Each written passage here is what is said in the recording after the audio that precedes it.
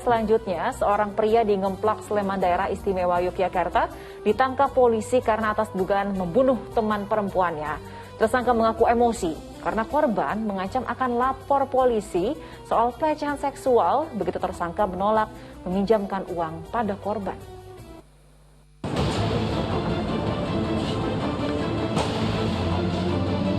RMD pria berusia 21 tahun asal Jogolanan, Klaten, Jawa Tengah ini ditetapkan polisi sebagai tersangka kasus pembunuhan seorang wanita yang jasadnya ditemukan terkubur di sebuah kebun di Sleman, Yogyakarta. Residivis curanmor itu dibekuk petugas dalam persembunyiannya di Tenggarong, Kutai Kartanegara, Kalimantan Timur. Dari pemeriksaan polisi, motif pembunuhan berlatar belakang sakit hati. Korban ingin meminjam uang pada tersangka, namun tak diberikan karena korban masih memiliki utang yang belum dibayarkan. Penolakan itu membuat korban emosi dan mengancam untuk melaporkan tersangka ke polisi atas aksi pelecehan seksual. Karena emosi, tersangka lalu memukul korban dengan batu hingga tewas. Untuk motif sakit hati karena yang bersangkutan, menurut keterangan tersangka bahwa si korban memiliki utang kepada pelaku. Kemudian pada saat sebelum kejadian, korban meminta untuk meminjam uang lagi. Namun dari pelaku mengatakan bahwa uang yang kemarin saja belum dikembalikan, sekarang mau minta lagi. Jadi ada kesalahan dari si pelaku terhadap korban. Dan korban sifatnya memaksa. Peristiwa itu mencuat setelah jasad korban ditemukan warga terkubur di sebuah perkebunan pada pertengahan Juli lalu. Warga curiga dengan bau busuk di sekitar kebun. Polisi yang mendapat laporan lalu membawa jasad korban untuk diotopsi. Kini tersangka RMD terancam pasal berlapis terkait aksi pembunuhan yang dilakukannya.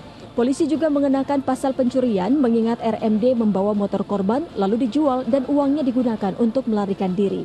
Wiwi Susilo melaporkan dari Sleman, Yogyakarta. Innalillahi wa inna ilaihi raji'un. Memang banyak sekali kasus, diantaranya karena kesal akhirnya nyawa orang lain bisa melayang. Nah Pak Ustadz, sebenarnya meredam amarah itu rasanya mudah diucapkan, tapi sangat sulit dilakukan. Lalu bagaimana nih cara meredam amarah saat kita dalam keadaan kalut? Ya, makanya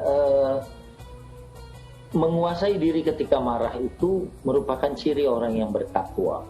Dan termasuk perbuatan ihsan, karena dikatakan wal kadhiminal ghaiza wal 'afina 'anil nas, ya wallahu yuhibbul muhsinin.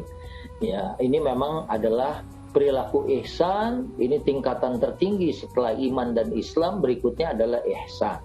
Pasti menempuhnya juga tidak mudah gitu ya, karena dia adalah ciri orang yang bertakwa yang akan masuk ke dalam surganya Allah. Dan hadis juga mengatakan laisa syadidu bisur'ah innamas syadidul ladzi yamliku nafsahu indal ghadab.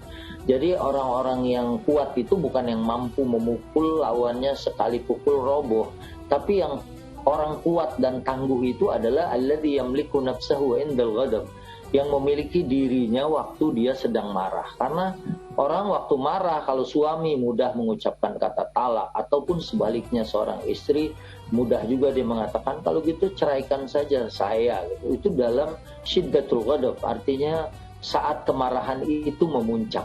Oleh karena itu agama ya, karena tahu asyari Allah Subhanahu wa taala, karena tahu manusia ini memiliki hawa nafsu, maka kemudian diberikan kitab. Dan di dalam kitab itu atau di dalam Al-Quran itu diajarkan latihan-latihan berupa peribadatan seperti puasa. Ya, kita kan lagi puasa tuh diajar sabar. Kalau ada orang yang marah-marah ke kita, kita bilang inni shaim, inni shaim, inni shaim, saya lagi puasa, saya lagi puasa. Begitu juga sholat, kita menahan diri kita dari keinginan-keinginan saat puasa, saat sholat, saat haji, ya supaya saat kita punya keinginan yang tidak mungkin diwujudkan atau kita punya tingkat kemarahan yang sangat tinggi, kita masih bisa menjadi orang yang berakal. Ya, sebab orang yang marah, apalagi sangat marah, kadang-kadang akalnya itu hilang. Ya, ada seorang ulama dari Mesir, ulama wanita, dia bilang, saya itu pada saat itu melihat kejadian yang sangat luar biasa, seolah-olah saya itu belum pernah belajar agama, seolah-olah saya itu adalah bukan seorang mufassir gitu ya. Nah begitulah memang manusia saat kehilangan kontrol terhadap dirinya waktu marah. Oleh karena itu ya ajaran agama, kalau kita lagi marah kan disuruh kalau berdiri disuruh duduk, kalau duduk disuruh lebih rendah lagi dan berwudu.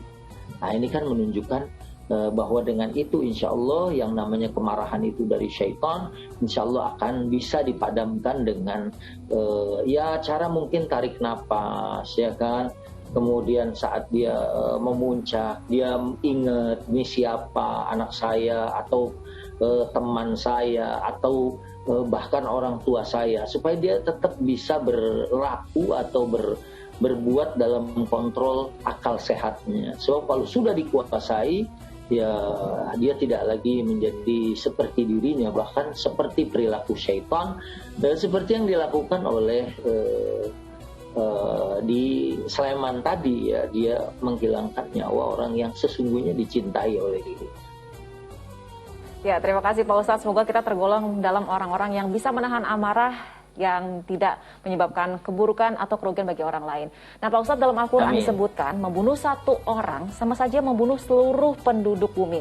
Nah, bisa dijelaskan Pak Ustadz tentang ayat ini? Pak, itu surat Al-Maidah ayat 32 yang menyebutkan bahwa kalau kita membunuh satu makhluk manusia tanpa ada sebab kebolehan untuk membunuh, faka'annama qatalan nasa jami'a.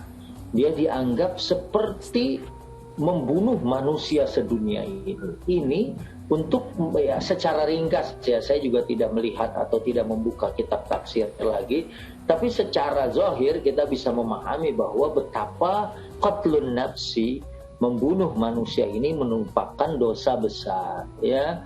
Yang dikatakan di dalam surat Al-Furqan juga bahwa mereka itu adalah la yaqtuluna an-nafsa allati harramallahu illa bil haqq wa la yaznun wa may yaf'al dzalika yalqa athama. Jadi ya orang tidak melakukan pembunuhan ya yang disebut dalam ayat tersebut karena dia adalah merupakan satu kabair, dosa besar yang kita ya harus ya, dan mudah-mudahan kita juga berlindung bawanda dari tipu daya syaitan untuk bisa melakukan qatlun nafsi atau membunuh manusia, mengingat dosanya yang sangat besar dan berlaku hukum qisas saat seorang membunuh di dalam aturan Islam, ya. Ini untuk memberikan efek jera dan sekaligus juga memberikan kepada kita bahwa harga satu nyawa itu begitu mahal, jangan disepelekan. Ya, satu jiwa aja itu paka'annama qatalan nasa jami'an, ya, dalam surat Al-Maidah ayat 32 kita dianggap seperti membunuh manusia sedunia ini. Nauzubillahi min dzalik. Terima kasih Pak Ustadz atas penjelasannya. Kita lanjutkan ke informasi lain.